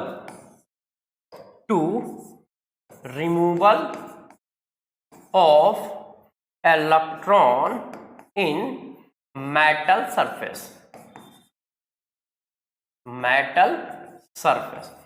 कुछ अमाउंट ऑफ एनर्जी क्या हुआ होगा, मेटल सरफेस से इलेक्ट्रॉन निकालने में चली गई होगी। क्यों, क्योंकि जब आपने फोटोन को डाला है तो यार मेटल जो है वो तो एटम से मिलके बना है, ठीक है। तो जब आपने फोटोन डाला तो इलेक्ट्रॉन ने ऐसे एनर्जी ली, और इलेक्ट्रॉन ने ऐसे एनर्जी ली और वो एनर्जी लेवल को क्या हुआ, छोड़कर चला गया, ऐसे। अब वो इलेक्ट्रॉन ऐसे था। अब जरा बताओ इनके बीच में क्या था, अट्रैक्शन फोर्स। इस अट्रैक्शन फोर्स को ब्रेक करके वो ऐसे बाहर निकलेगा इस डायरेक्शन में। तो भैया अट्रैक्शन फोर्स को ब्रेक करने में एनर्जी लगेगी ना कुछ, और जो एनर्जी लगती है उसी को कहा जाता है W। नाम क्या होता है, वर्क फंक्शन। इलेक्ट्रॉन को निकालने में जो एनर्जी लगती है उसी को नाम देते हैं W, वर्क फंक्शन, और इसकी वैल्यू होती है H nu not. H nu not photon की एनर्जी है ना, तो फोटोन के रिस्पेक्ट में फोटोन का कुछ पार्ट इसने ले लिया, इसको कहते हैं एच न्यू नॉट। और नॉट, न्यू नॉट क्या होता है, न्यू नॉट होता है थ्रेशोल्ड फ्रीक्वेंसी, थ्रेशोल्ड फ्रीक्वेंसी। ये देखो, तो अब जरा मेरी बात को समझिएगा, हम लोग एनर्जी कंजर्वेशन लगा रहे हैं, इतनी एनर्जी मैंने डाली, इसका कुछ पार्ट कहां चला गया, इलेक्ट्रॉन को निकालने में। बचा हुआ पार्ट मेरे दोस्त किस में कन्वर्ट हो जाएगा, काइनेटिक एनर्जी ऑफ इलेक्ट्रॉन में कन्वर्ट हो जाएगा। बचा हुआ पार्ट किस में कन्वर्ट हो जाएगा, काइनेटिक एनर्जी ऑफ इलेक्ट्रॉन में कन्वर्ट हो जाएगा। यदि बचा हुआ पार्ट जीरो है तो इलेक्ट्रॉन एक्सीलरेट करते हुए बाहर क्यों जाएगा, उसको किसने एनर्जी दी कि वो दौड़ लगाते हुए बाहर जाएगा, वो बस मेटल सरफेस के ऊपर आके रुक जाएगा, बाहर क्यों भगेगा कि नहीं यार पूंछ में आग लगी है भागता चला जा रहा है। तो उसको एनर्जी ज्यादा दोगे तभी तो है। जैसे मैंने 100 एनर्जी दी, 20 एनर्जी उसने क्या किया, इलेक्ट्रॉन को निकालने में खर्च कर दी, बची हुई 80 एनर्जी को किसमें कन्वर्ट करेगा, काइनेटिक एनर्जी में, भाग खड़ा होगा। मगर यदि हमने 100 एनर्जी दी है और उसको अट्रैक्शन फोर्स को ब्रेक करने के लिए 100 एनर्जी खर्च करनी पड़ेगी, तो वो काइनेटिक एनर्जी में कन्वर्ट थोड़ी होगी। तो देखो यार, जनरली इक्वेशन क्या बन के आई, ये बन के आई। अब इस इक्वेशन को थोड़ा सा और मॉडिफाई कर लें बच्चों की डिमांड पे, तो यार बच्चों की डिमांड से ये इक्वेशन ऐसे मॉडिफाई हो सकती है। क्यों? क्योंकि तुमने काइनेटिक एनर्जी लिखी है, तो ये हो गया। ये क्या हुआ? Velocity of electron. जो इलेक्ट्रॉन एक्सेलरेट करके बाहर जा रहा है उसकी वेलोसिटी कितनी होगी? तो एक इक्वेशन आ गई, H nu equal to W plus half M V E square. एम क्या है? मास ऑफ इलेक्ट्रॉन है, क्योंकि आप इलेक्ट्रॉन ही तो निकाल रहे हो, मास ऑफ इलेक्ट्रॉन। ये देखो, किसी बच्चे ने कहा सर ठीक है, ये तो आपने बड़ी मस्त बात लिखी है ना, इसमें हमें कोई दिक्कत नहीं है। अब इस इक्वेशन को सर यदि हम ऐसा लिख ले तो आप क्या बुरा मानोगे? H nu equal to H nu not plus half M V square. तो हमने कहा नहीं, हम बिल्कुल बुरा नहीं मानेंगे। क्यों? क्योंकि W की वैल्यू एच न्यू नॉट होती है। अब जरा यहां से एक बात को समझिएगा, मैं कहानी को थोड़ा और आगे ले चलता हूं। हमारे पास प्यारे बच्चों इक्वेशन ये है, H nu equal to H nu not plus half M V square, ऐसे मास ऑफ इलेक्ट्रॉन और वेलोसिटी ऑफ एक्सेलरेटेड इलेक्ट्रॉन। अब यहां पर कुछ केस बनते हैं। केस नंबर 1, गौर से देखिएगा कि क्या केस बनते हैं। केस नंबर 2 और केस नंबर 3। जो फोटोन आप डाल रहे हो, जो फोटोन आप डाल रहे हो, यदि उसकी फ्रीक्वेंसी थ्रेशोल्ड फ्रीक्वेंसी से ज्यादा है तो क्या होगा? यदि उसकी फ्रीक्वेंसी थ्रेशोल्ड फ्रीक्वेंसी के बराबर है तो क्या होगा? यदि उसकी फ्रीक्वेंसी थ्रेशोल्ड फ्रीक्वेंसी से कम है तो क्या होगा? क्या कोई बच्चा इन सब बातों को बता सकता है? तो मेरे प्यारे बच्चे सब कुछ बता सकते हैं। जरा बताना, ये कौन सी फ्रीक्वेंसी है? इलेक्ट्रॉन को निकालने वाली फ्रीक्वेंसी है, इलेक्ट्रॉन को निकालने वाली फ्रीक्वेंसी है। यदि आप इलेक्ट्रॉन को निकालने वाली फ्रीक्वेंसी से ज्यादा फ्रीक्वेंसी डाल रहे हो तो क्या होगा? इलेक्ट्रॉन इमिट होगा, emitted electron emitted with kinetic energy, with kinetic energy. Electron emit भी होगा और उसके पास काइनेटिक एनर्जी भी होगी। क्यों? क्योंकि इलेक्ट्रॉन को निकलने के लिए इतनी फ्रीक्वेंसी चाहिए और आपने इससे ज्यादा डाली है, तो बची हुई फ्रीक्वेंसी किस में कन्वर्ट हो रही है? काइनेटिक एनर्जी में, है कि नहीं? क्यों दोस्त? अच्छा, अब ये किया है तो क्या होगा? इलेक्ट्रॉन इमिट होगा विद जीरो काइनेटिक एनर्जी। अब काइनेटिक एनर्जी कितनी होगी? जीरो। क्यों? क्योंकि इलेक्ट्रॉन को इमिट करने के लिए इतनी फ्रीक्वेंसी चाहिए और आपने उतनी ही फ्रीक्वेंसी का फोटोन डाला है, तो इलेक्ट्रॉन निकलेगा मगर काइनेटिक एनर्जी जीरो होगी, क्योंकि सारी एनर्जी तो निकालने में चली जाएगी। अब इसमें देखो, इलेक्ट्रॉन को निकालने के लिए इतनी फ्रीक्वेंसी चाहिए और उससे कम फ्रीक्वेंसी का फोटोन डाल दिया है, तो इलेक्ट्रॉन निकलेगा ही नहीं, है ना? Electron no emission, no electron, no electron emitted. अब क्या होगा? अब इलेक्ट्रॉन नहीं निकलेगा। तो तीनों केस है कि कब कब क्या होगा, क्योंकि ये क्वेश्चन पूछे जाएंगे कि यदि हम थ्रेशोल्ड फ्रीक्वेंसी से लेस फ्रीक्वेंसी का फोटोन डालेंगे तो इनमें से कौन सी बात सही होगी, यदि हम थ्रेशोल्ड फ्रीक्वेंसी से ज्यादा फ्रीक्वेंसी का फोटोन डालेंगे तो इनमें से कौन सी बात सही होगी। ठीक है? अब एक और बात, इसी जगह पे मैं एक क्वेश्चन पूछ लेता हूं, बहुत अच्छा है, गौर समझिएगा। पहले मैं क्या कर रहा था? फ्रीक्वेंसी डाल रहा था म्यू। इफ, गौर से मेरी बात समझिएगा, इफ फ्रीक्वेंसी ऑफ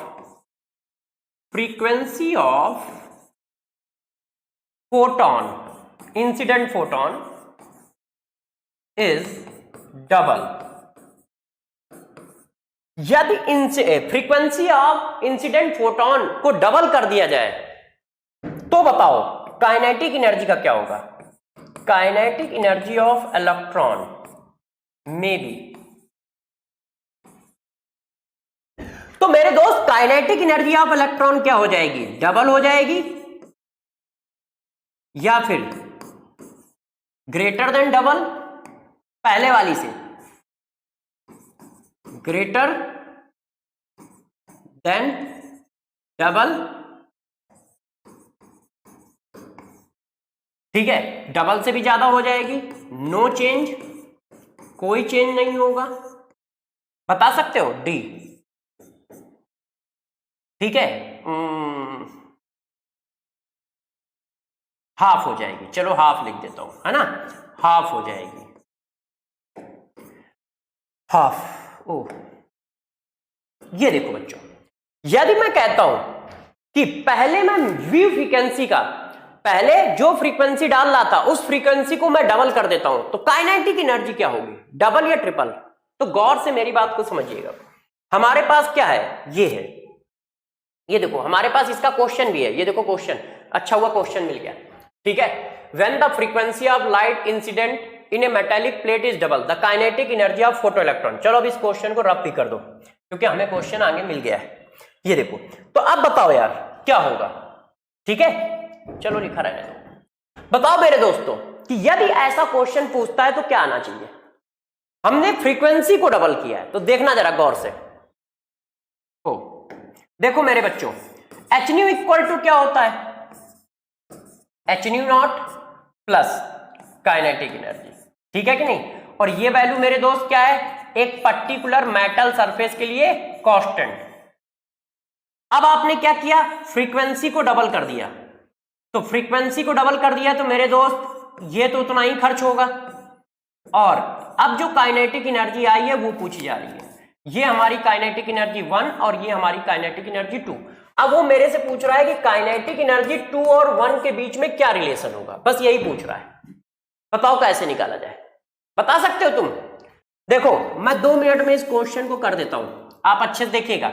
हमने क्या किया, मैंने कुछ नहीं किया, एच न्यू की वैल्यू डाल दी, एच न्यू की वैल्यू ये लिखी है, इसी को डाल दिया, 2 एच न्यू नॉट, ठीक है, गौर से देखिए, प्लस, ठीक है, ऐसा करो, इसकी वैल्यू न डाल के आप इसकी वैल्यू डालो, इसकी वैल्यू डालोगे तो क्वेश्चन जल्दी हो जाएगा।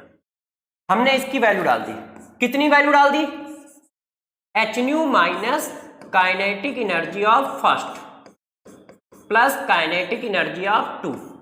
बात समझ पाए कैसे किया, इसकी वैल्यू यहां से निकाल ली और यहां पे चिपका दी, तो जैसे ही तुम चिपकाओगे तो देखो क्या आ गया। इसको सॉल्व करो मेरे दोस्त, जल्दी से सॉल्व करके बताइए। तो जैसे ही बच्चे आप ये काम करोगे तो मेरे पास वैल्यू आ जाएगी एच न्यू प्लस के आई 1 इक्वल टू के आई 2। किसी को कोई दिक्कत तो नहीं है। फिर इस एच न्यू की वैल्यू डाल दो। अब जरा देखो मैं लिखने जा रहा हूं, 2 मिनट में क्वेश्चन खत्म हो गया।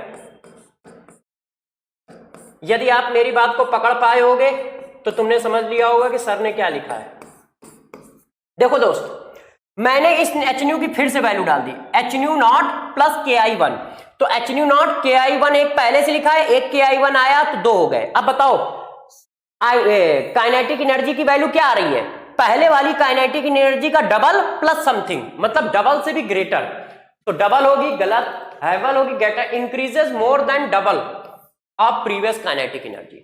प्रीवियस काइनेटिक एनर्जी से डबल काइनेटिक एनर्जी का फोटोन निकलेगा। बात तो समझ पाए ना मैंने क्या किया, देख रहे हो भाई। जब तुमने फ्रीक्वेंसी बढ़ा दी तो ये इक्वेशन आई। अब मैंने कहा यार हमें काइनेटिक एनर्जी 2 और 1 के बीच में रिलेशन चाहिए ना, तो इनको हटाना पड़ेगा। तो मैंने इनको हटाया, इसकी वैल्यू मैंने उठा के ऊपर से डाल दी। जब सॉल्व किया तो ये आया। अब इससे भी पता नहीं चल रहा, एच न्यू की वैल्यू मैंने फिर ऊपर से उठा के डाल दी। तो अब जरा देखो, सारी बातें कांस्टेंट के फॉर्म में आ गई हैं कि काइनेटिक एनर्जी दूसरे की जो होगी पहले वाले से डबल भी होगी और उसमें कुछ जुड़ भी रहा है तो डबल से भी ज्यादा होगी। ठीक है, तो ऐसे क्वेश्चन हमारे पूछे जा सकते हैं, और भी क्वेश्चन पूछे जाएंगे, मगर उससे पहले मैं थोड़ा और बातें आपको पढ़ा दूं, ये बात आप समझ पाए। अब कहानी को थोड़ा सा और ले लेते हैं, गौर से देखिएगा। एक बात होती है intensity,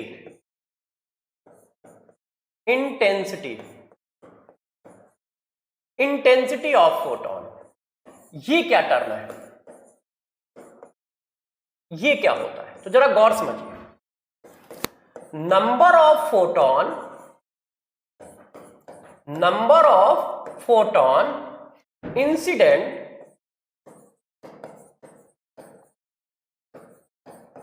number of photon incident per unit area per second, number of photon incident per unit area per second, number of photon incident per unit area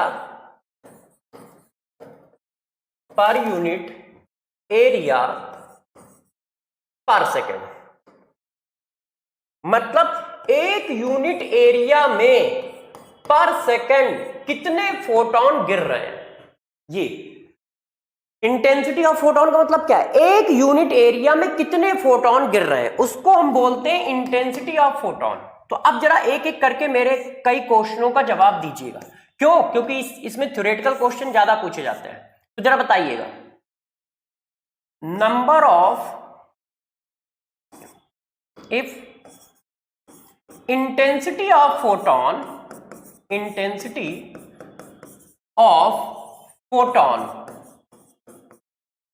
increases, यदि हम इंटेंसिटी ऑफ फोटोन इंक्रीज कर दें तो बताओ जरा क्या क्या होगा। यदि हम इंटेंसिटी ऑफ फोटोन इंक्रीज कर दें तो क्या क्या होगा मेरे दोस्त। इंटेंसिटी ऑफ फोटोन इंक्रीज करने का मतलब तुम क्या कह रहे हो, जो गिरने वाले फोटोन हैं उनके नंबर इंक्रीज किए गए हैं, उनकी एनर्जी नहीं। इंटेंसिटी ऑफ फोटोन इंक्रीज करने का मतलब क्या है, ये मेटल प्लेट है। पहले आप क्या कर रहे थे, पहले आप 5 फोटोन यहां से डाल रहे थे, ये फोटोन है, पहले ये था। आपने क्या किया, इंटेंसिटी इंक्रीज की। तो इंटेंसिटी इंक्रीज करने का मतलब क्या हुआ, आप अब जो है पहले से ज्यादा फोटोन डाल रहे हो, ये किया है आपने।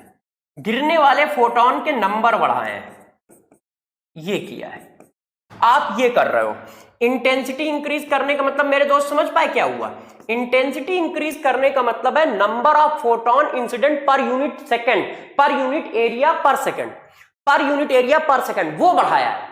तो तुमने पड़ने वाले इलेक्ट्रॉन के मतलब गिरने वाले फोटोन के नंबर बढ़ाए हैं, और गिरने वाले फोटोन के नंबर बढ़ाओगे तो क्या क्या चीजें बढ़ेंगी, क्या क्या चीजें कम रहेंगी। तो जरा बताना, number of emitted electron, number of emitted electron बढ़ जाएंगे कि नहीं बढ़ेंगे। Number of emitted electron, kinetic energy of electron, बताइए। तो नंबर ऑफ इमिटेड इलेक्ट्रॉन क्या हो जाएंगे, इंक्रीज हो जाएंगे। किसी ने कहा कैसे, अरे भैया एक फोटोन एक इलेक्ट्रॉन निकालता है, कॉन्सेप्ट ये है, ध्यान रखिएगा। फोटो इलेक्ट्रिक इफेक्ट का कॉन्सेप्ट ये है, एक फोटोन एक इलेक्ट्रॉन निकालेगा, उसकी एनर्जी कोई भी हो, बस थ्रेशोल्ड एनर्जी से ज्यादा होनी चाहिए, थ्रेशोल्ड एनर्जी से ज्यादा होनी चाहिए। एक फोटोन एक इलेक्ट्रॉन निकालता है, सिंगल इलेक्ट्रॉन इमिट करता है, इमिट करता है। बाकी एनर्जी को किस में कन्वर्ट कर देगा, बाकी energy converted into kinetic energy, बाकी एनर्जी को काइनेटिक एनर्जी में कन्वर्ट कर देगा। ऐसा नहीं कि एक फोटोन 2 इलेक्ट्रॉन निकाले। सपोज करो इलेक्ट्रॉन को निकालने के लिए 2 जूल एनर्जी चाहिए और हमने 6 जूल का फोटोन डाला है, तो क्या वो 3 इलेक्ट्रॉन निकालेगा, नहीं। Photo electric effect surface phenomena है और सिंगल सिंगल काम करता है, मतलब सिंगल फोटोन सिंगल इलेक्ट्रॉन निकालता है। तो यदि तुम 6 जूल का डालोगे तो 2 निकालने में चली जाएगी, बची हुई 4 काइनेटिक एनर्जी में कन्वर्ट हो जाएगी। तो अब मेरे दोस्त बताओ, आपने फोटोन के नंबर बढ़ाए हैं तो निकलने वाले इलेक्ट्रॉन के नंबर बढ़ जाएंगे। फोटोन के नंबर बढ़ाए हैं तो क्या काइनेटिक एनर्जी बढ़ेगी, कांस्टेंट या सेम। काइनेटिक एनर्जी क्यों बढ़ेगी, तुमने फोटोन की एनर्जी थोड़ी बढ़ाई है, तुमने फोटोन के नंबर बढ़ाए हैं, समझ रहे हो कि नहीं। तुमने फोटोन के नंबर बढ़ाए हैं तो काइनेटिक एनर्जी थोड़ी बढ़ जाएगी, काइनेटिक एनर्जी थोड़ी बढ़ जाएगी। काइनेटिक एनर्जी तो तब बढ़ती है जब फोटोन की एनर्जी बढ़ाओ, क्यों कि जब फोटोन की एनर्जी बढ़ाओगे तो काइनेटिक एनर्जी बढ़ेगी। तो यदि आप इंटेंसिटी ऑफ फोटोन इंक्रीज करते हो तो इमिटेड इलेक्ट्रॉन बढ़ेंगे, काइनेटिक एनर्जी नहीं बढ़ेगी। मगर यदि हम एनर्जी ऑफ फोटोन इंक्रीज करें तो एनर्जी ऑफ फोटोन इंक्रीज करोगे या फ्रीक्वेंसी ऑफ फोटोन इंक्रीज करोगे तो काइनेटिक एनर्जी बढ़ेगी, मगर इमिटेड इलेक्ट्रॉन के नंबर इंक्रीज नहीं होंगे। मतलब ये, यदि हम क्या करें, if frequency of incident photon increase कर दें, फोटोन इंक्रीजेस, तब क्या होगा? इसका मतलब क्या है? इसका मतलब यह है कि तुम क्या कर रहे हो, जरा देखो, फोटोन की एनर्जी बढ़ा रहे हो, है ना? इसका मतलब ये है। अब जब तुम फोटोन की एनर्जी बढ़ाओगे मेरे दोस्त, तो बताओ क्या होगा? नंबर ऑफ इमिटेड इलेक्ट्रॉन वो बढ़ेंगे? नंबर ऑफ इमिटेड इलेक्ट्रॉन नहीं, सेम रहेंगे। तो बढ़ेगा क्या? Kinetic energy of electron increase कर जाएगी। किसी बच्चे ने कहा सर कैसे? तो ये बात मेरे हिसाब से तुम समझ भी गए होगे। क्यों? क्योंकि वर्क फंक्शन तो कांस्टेंट होता है, अभी तो कराया था। फ्रीक्वेंसी बढ़ाई तो काइनेटिक एनर्जी बढ़ी, क्योंकि एक फोटोन एक ही इलेक्ट्रॉन निकालता है ना, तो उसकी एनर्जी बढ़ाने से 2 इलेक्ट्रॉन थोड़ी निकल जाएंगे, वो तो एक ही निकालेगा। बात समझ रहे हो ना? तो इंटेंसिटी बढ़ाने का मतलब क्या होता है? इंटेंसिटी बढ़ाने का मतलब होता है नंबर ऑफ इंसिडेंट फोटोन ज्यादा कर दिए हैं। इंटेंसिटी बढ़ाने का मतलब ये है, गिरने वाले जो फोटोन है उनके नंबर तुमने ज्यादा कर दिए हैं। इंटेंसिटी बढ़ाने का मतलब ये, ठीक है? इनके ग्राफ भी बनेंगे। अब जरा बताओ, जैसे मैं ग्राफ बनाऊं, अब मैं थोड़ा ग्राफ भी खींच देता हूं, जरा देखिएगा। अब मैंने ग्राफ 2 खींचे, एक ये ग्राफ है, ठीक है? क्या है? इंटेंसिटी इधर है, इंटेंसिटी, और इधर क्या है? काइनेटिक एनर्जी है। एक ग्राफ तो ये बनाना है।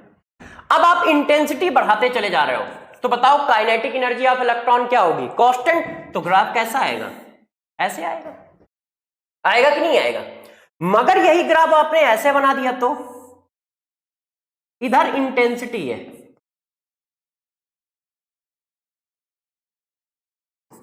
और इधर क्या है? Emitted electron. अब बताओ, तो जैसे जैसे इंटेंसिटी बढ़ाओगे नंबर ऑफ इमिटेड इलेक्ट्रॉन बढ़ते चले जाएंगे, तो ग्राफ कुछ ऐसा आएगा। इंटेंसिटी बढ़ाते जा रहे हो, नंबर ऑफ इमिटेड इलेक्ट्रॉन बढ़ते चले जाएंगे। और यही बात यहां पे आ जाए, ये देखो, अब आप फ्रीक्वेंसी बढ़ा रहे हो, तो जरा बताओ आपने क्या किया है? फ्रीक्वेंसी बढ़ाया है। इधर फ्रीक्वेंसी है और इधर क्या है? काइनेटिक एनर्जी है। तो फ्रीक्वेंसी बढ़ाओगे तो काइनेटिक एनर्जी बढ़ती चली जाएगी यहां से। क्यों? पहले तो वर्क फंक्शन में एनर्जी खर्च होगी ना यार। जैसे फ्रीक्वेंसी देखो, गौर समझना, ये देखो, पहले क्या होगा? पहले ये लगेगा, और ये किसमें खर्च होता है? इलेक्ट्रॉन को निकालने में लगता है। जब इससे ज्यादा फ्रीक्वेंसी होने लगेगी तब वो काइनेटिक एनर्जी में कन्वर्ट होगी ना, और जब वो काइनेटिक एनर्जी में कन्वर्ट होगी तब बढ़ना चालू होगी। तो शुरुआत वाली जो फ्रीक्वेंसी तुम दे रहे होगे वो किसमें कन्वर्ट हो रही होगी? वर्क फंक्शन में, है ना? तो थोड़ा सा ग्राफ गलत जगह से उठ गया है मेरे हिसाब से। तो पहले फ्रीक्वेंसी आपने बढ़ाई तो काइनेटिक एनर्जी नहीं बढ़ेगी, काइनेटिक एनर्जी 0 रहेगी। हाँ सही है, बात समझ पाए? जब आप फ्रीक्वेंसी बढ़ा रहे हो तो काइनेटिक एनर्जी नहीं है, 0 है, शुरुआत में 0 है। क्यों शुरुआत में 0 है? क्योंकि पहले जो शुरुआत की एनर्जी होगी वो तो इलेक्ट्रॉन को निकालने में जाएगी ना। जब इलेक्ट्रॉन को निकालने वाली एनर्जी वो एब्जॉर्ब कर चुका होगा इलेक्ट्रॉन, उसके बाद वाली एनर्जी को काइनेटिक एनर्जी में कन्वर्ट करेगा। तो काइनेटिक एनर्जी थोड़ी देर से चालू होगी। कब तक? कब चालू होगी? जब इतनी फ्रीक्वेंसी खर्च हो चुकी होगी। इस फ्रीक्वेंसी के बाद की एनर्जी काइनेटिक एनर्जी में कन्वर्ट होगी, है कि नहीं? तो ये ग्राफ थोड़ा सा उल्टा बन गया है। आप फ्रीक्वेंसी इधर रखो, काइनेटिक एनर्जी इधर रखो, है ना? काइनेटिक एनर्जी इधर रखिए और फ्रीक्वेंसी इधर रखिए। अब ग्राफ का फ्लो सही है, नहीं तो वो ग्राफ का फ्लो गलत था। ये देखो, इतनी एनर्जी खर्च हो गई, जब इतनी फ्रीक्वेंसी खर्च हुई तो काइनेटिक एनर्जी 0 थी। यहां पे काइनेटिक एनर्जी कितनी है? 0। और क्यों 0 है? थोड़ा सा साफ लिख देता हूं, 1 मिनट। ये देखो, यहां पे काइनेटिक एनर्जी मेरे दोस्त कितनी है? 0। क्यों? क्योंकि इतनी फ्रीक्वेंसी तो इलेक्ट्रॉन को निकालने में खर्च होती है, इसके आगे की फ्रीक्वेंसी काइनेटिक एनर्जी में कन्वर्ट होती चली जाएगी। तो ग्राफ ऐसे आएगा। तो ग्राफ भी पूछे जा सकते हैं। तो यार हम लोगों ने ये बात कर दी, अब इसी बात पे एक और बात कर लेते हैं। ये देखो क्वेश्चन, इस क्वेश्चन को करते हैं। The work function of a metal is 4 electron volt to emit a photon electron zero velocity from the surface of the metal, the wavelength of incident light is. अब वो कह रहे हैं कि यार एक इलेक्ट्रॉन निकला है जिसकी काइनेटिक एनर्जी 0 है। तो हमारे पास इक्वेशन क्या होती है? H nu equal to H nu not plus kinetic energy. यदि काइनेटिक एनर्जी की वैल्यू 0 हो गई तो ये दोनों आपस में बराबर हो जाएंगे, और ये दोनों बराबर हो गए तो इसका मतलब ये बराबर हो जाएंगे। क्यों? ये तो वैसे ही कांस्टेंट है। अब आप पूछ क्या रहे हो? Wavelength of incident light. आप इसकी वेवलेंथ पूछ रहे हो, ये चीज पूछ रहे हो, क्योंकि फ्रीक्वेंसी आ जाएगा तो वेवलेंथ आ जाएगी। फ्रीक्वेंसी इक्वल टू क्या होता है? सी अपॉन लैम्डा। तो सी अपॉन लैम्डा नॉट।